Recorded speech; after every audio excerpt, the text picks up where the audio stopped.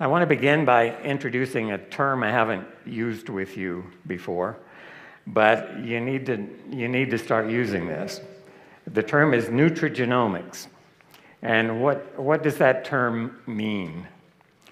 It's how dietary components, how things we eat, things we ingest, generally refers to food products, how they interact with the genome, that is the DNA that encodes all 25,000 of your genes, to regulate gene expression. So those genes are the blueprints for everything that you are, and you can be put together by about 25,000 little unique machines. Some of them are unique to you. Nobody else has quite the same sequence. Others we all have in common, and that's the blueprint that makes you who you are.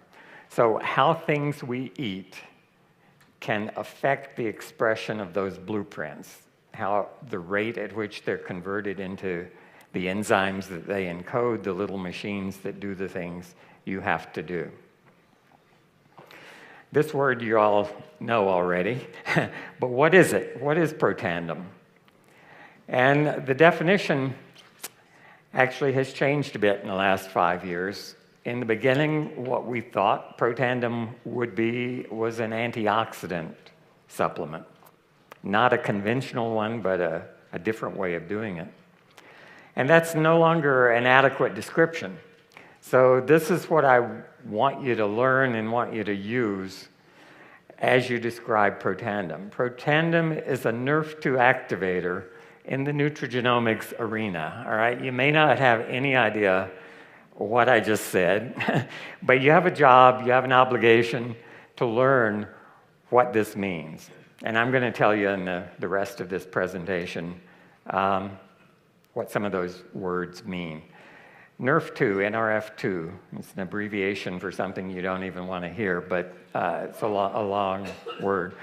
Nrf2 is one of the key proteins in your body, in every cell in your body, that has the function of regulating your genome. Yeah, I said you have 25,000 genes that are expressed. Nrf2 regulates about 2% of those, about 500 genes, some of which are turned up, some of which are turned down. You can think of every gene as having a dimmer switch, so just like the lights in your home, and you can turn them up gradually or down. It's not just on off, it's degrees. And Nrf2 helps your body balance the expression, the regulation of all those 25,000 blueprints. How many copies do we need of this machine encoded by this blueprint? And Nrf2 regulates that group, as I said, of 500 genes. They have something in common. They are termed generally survival genes, and they fall into 3 broad categories.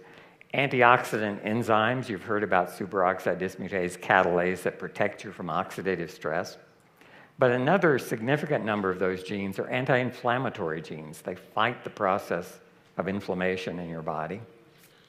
And another group of them are anti-fibrotic genes. That means they fight the process of scar tissue formation. You might think scar formation is a good thing, and if you cut your skin, it is a good thing. It heals quickly and keeps you from getting infected, and it keeps you from losing blood, all good things. But in internal organs, in your lungs, scar tissue is deadly. It's called pulmonary fibrosis. It's untreatable, and it's fatal. If scar tissue occurs in your heart, it's called heart failure. It means your pump actually fails, and you will die of heart failure. So taken together, these things protect cells in your body when they're in stressful situations. It may be due to trauma, may be due to aging, it may be due to disease processes. But that group of genes all have the same kind of dimmer switch, and Nrf2 is the protein that can reach those dimmer switches and turn them up or down. So it's responsible for that. It's been called the master regulator of antioxidant gene expression. So how does that work in a cell? This large green oval represents a human cell. And that little purple gizmo in the upper right labeled a Nerf2 activator is one of the 5 active ingredients in Protandim. And so as that Nerf activator approaches a human cell, it binds at a specific site. It's called a receptor on the cell surface. The analogy I'm going to use is if this big cell is your home, that Nerf2 activator just stepped on the front porch, and it did something. It pushed your doorbell. It rings, causes a reaction inside the house, in this case, inside the cell. What is that reaction? Well, if it were the doorbell, you may be sitting on the sofa watching TV, and suddenly you get up, you do something, you have a response.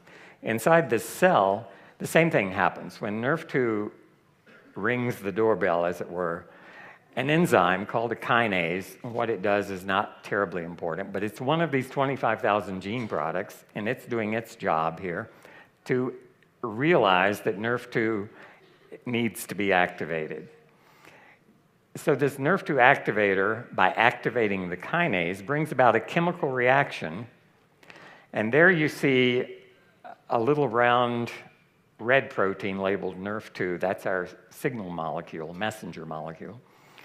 And it's being held inside the cell, but outside the nucleus by another protein here labeled KEAP1.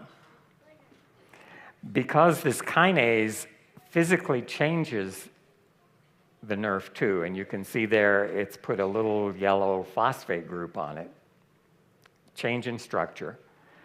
And that change brings about a release of Nerf2 from that blue protein that's been holding it out in the green part of the cell, allows it to diffuse into the nucleus where all those genes are housed. And once in there, it has access to all those dimmer switches, the 500 that control the Nerf2 regulated genes. And so some of them will go up, some of them will go down, because Nerf2 has entered the vault where the blueprints are kept.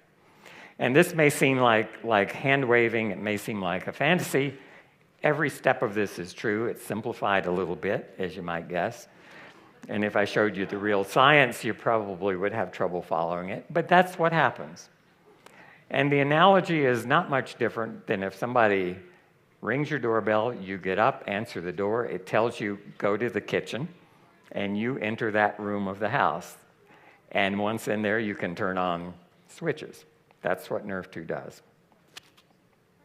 And when those switches are turned on, these 3 groups of genes that I just talked to you about are up and down regulated, depending on what they do. So antioxidant enzymes are expressed, more antioxidant enzyme protection. Antifibrotic genes are expressed, anti-inflammatory genes are expressed. And some genes are turned down, the ones that are pro-fibrotic and pro-inflammatory, because they're switches that cause things to happen and cause things not to happen. And the result is that cell is now protected from stress.